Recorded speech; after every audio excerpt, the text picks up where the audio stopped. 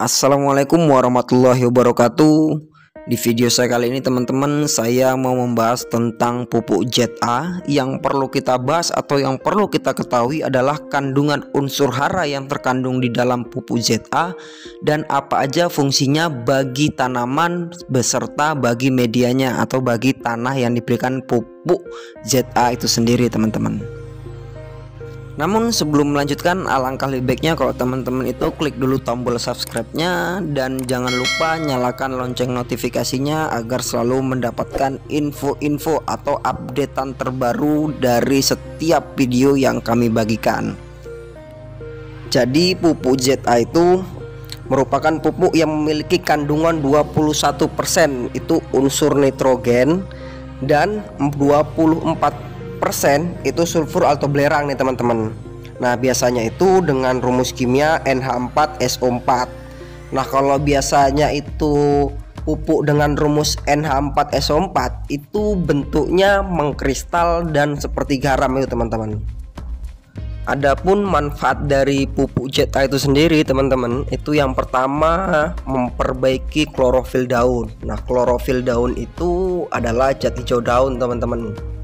Nah yang kedua memperbaiki tanah yang alkalis. Nah alkalis itu cenderung tanah yang basah teman-teman. Jadi basah itu, yang dikatakan basah itu biasanya tuh pH-nya di atas 8. Nah ciri-ciri tanah yang pH-nya di atas 8 itu tanahnya biasanya liat teman-teman ya, sifatnya liat lah, apa ya, bentuknya liat ya. Nah, tanah liat seperti itu. Nah kemudian yang ketiga, dia dapat memperbaiki imunitas tanaman. Nah imunitas tanaman itu artinya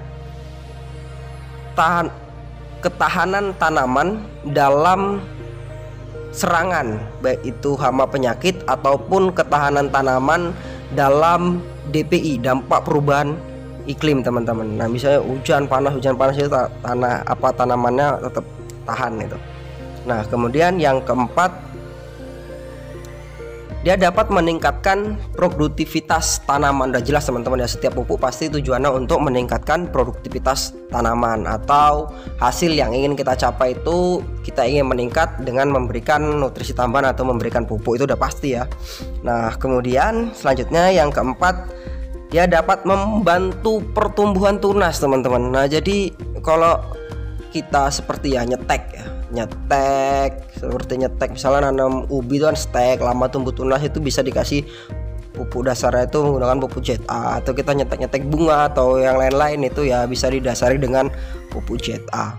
Nah kemudian yang sifatnya kita ingin menumbuhkan tunasnya banyak gitu ya, tunasnya banyak seperti ya padi supaya anakannya bisa lebih dari 10. Kemudian kalau dia rimpang itu seperti misalnya kita nanam jahe merah, jahe putih, kemudian lengkuas dan lain-lainnya, kencur, itu lebih baik menggunakan pupuk ZA karena dia akan merangsang pertumbuhan tunas. Karena kalau udah yang namanya rimpang, semakin banyak tunasnya maka rimpangnya akan semakin besar atau semakin panjang atau semakin banyak teman-teman. Nah jadi seperti itu.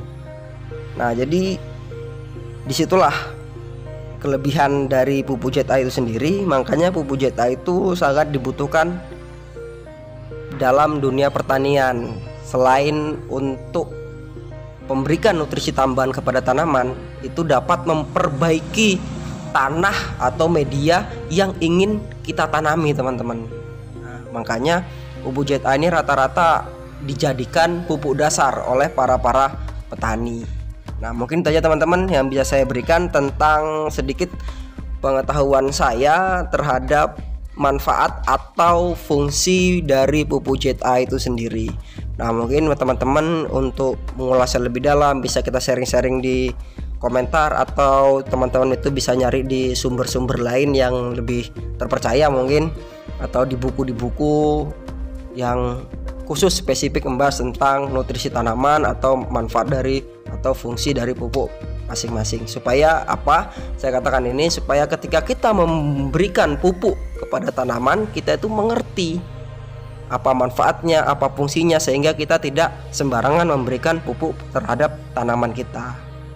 Nah mungkin itu aja yang bisa saya sampaikan, kurang lebihnya saya mohon maaf. Saya akhiri, billahi taufiq wal hidayah. Wassalamualaikum warahmatullahi wabarakatuh.